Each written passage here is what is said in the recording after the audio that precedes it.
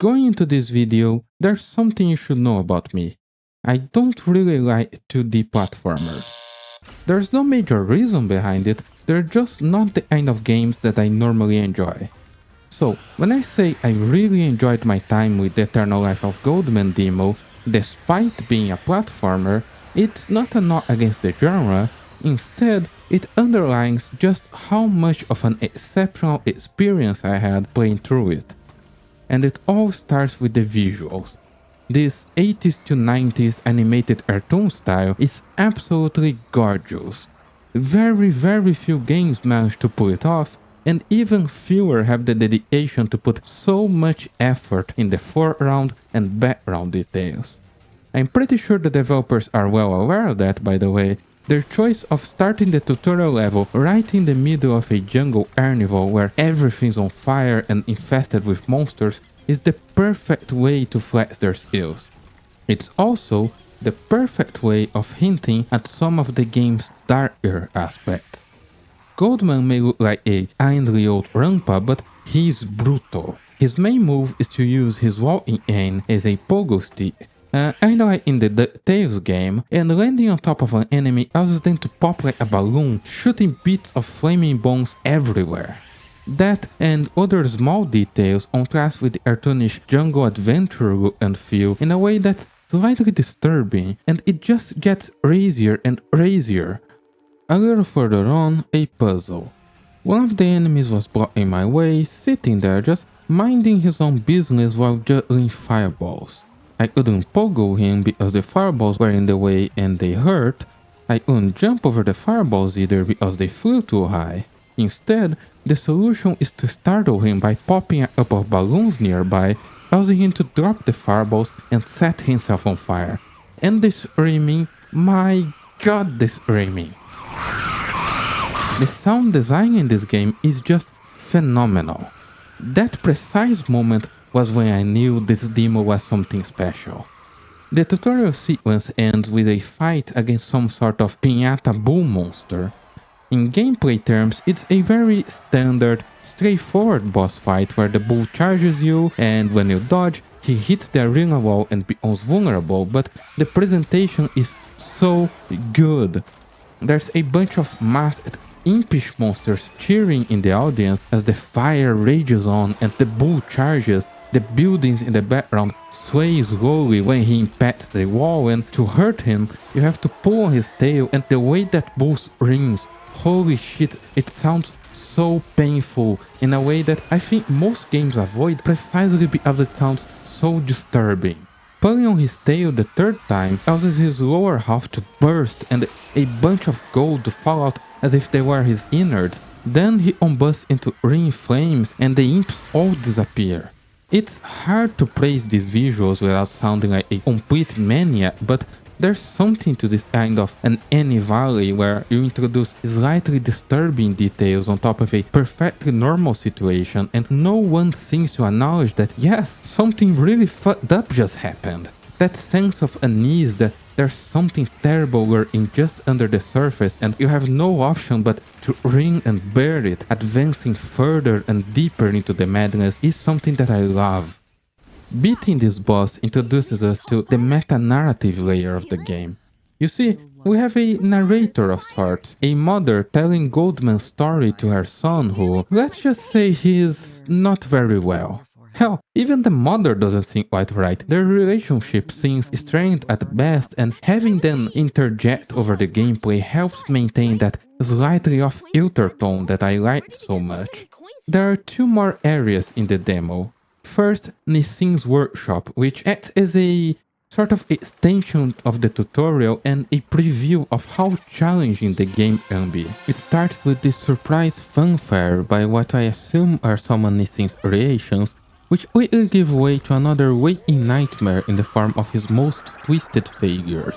After fighting another distressingly loud boss and finding out Nissin has his own inner demons to struggle against, he sends us to Fort Elephant Hill, where the game finally opens up, becoming almost like a Metroidvania.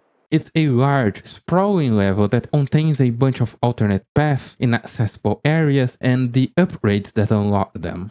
The opening sequence to Fort Elephant Hill is another awesome show of the developer's animation chops. We're treated to the scene of Nissin's golems trying to storm the fort only to be blown away by its defenses. Not artillery, mind you, but strong winds that slowly eat away at their lay bodies. There's another marked jump in difficulty as the checkpoints become less frequent, the platforming more challenging, and the game starts expecting you to do some exploring of your own instead of leading you by the nose as it had up until this point. There are lots of secrets and treasures to find, though the demo wasn't very forthcoming about their uses. One of the NPCs in Fish Island, the hub area, seems to be a shopkeeper, but he didn't have anything for sale in that point of the story.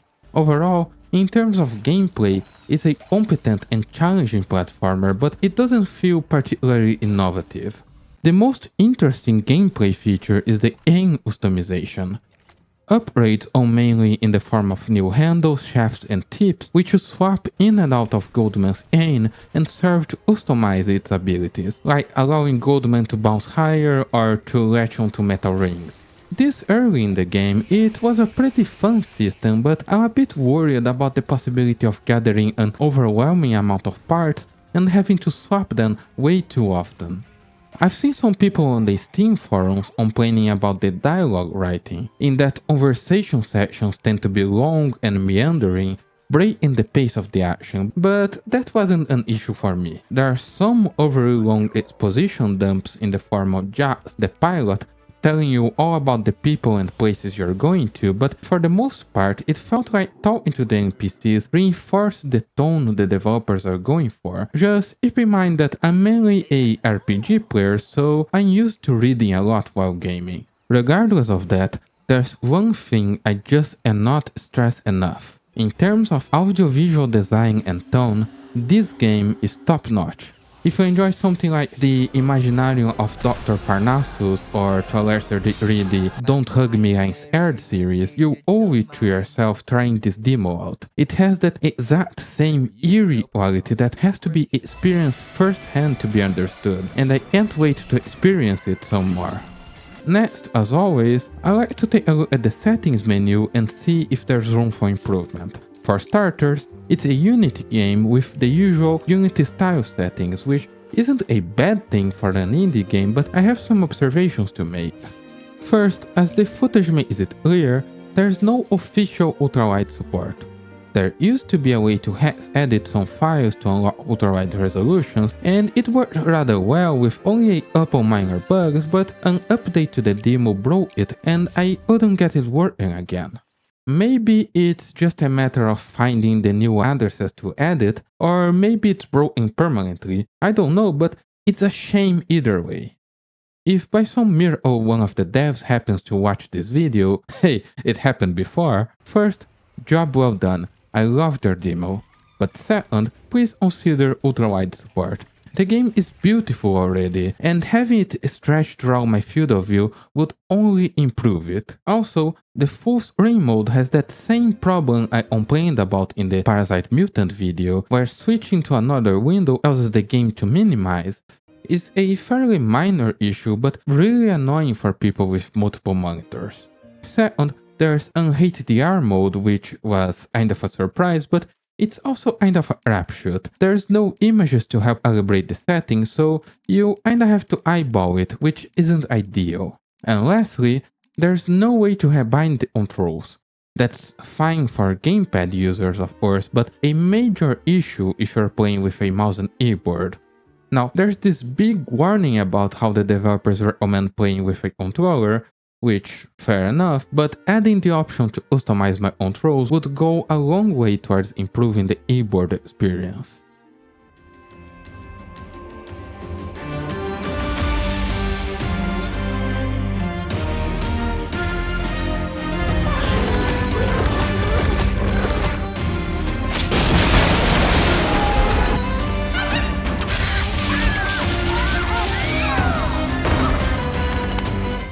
So, to sum it up, The Eternal Life of Goldman demo promises us a beautiful, Ducktales-like platforming experience with an eerie, mysterious atmosphere, an intriguing narrative, and some of the best sound design I've heard in a while.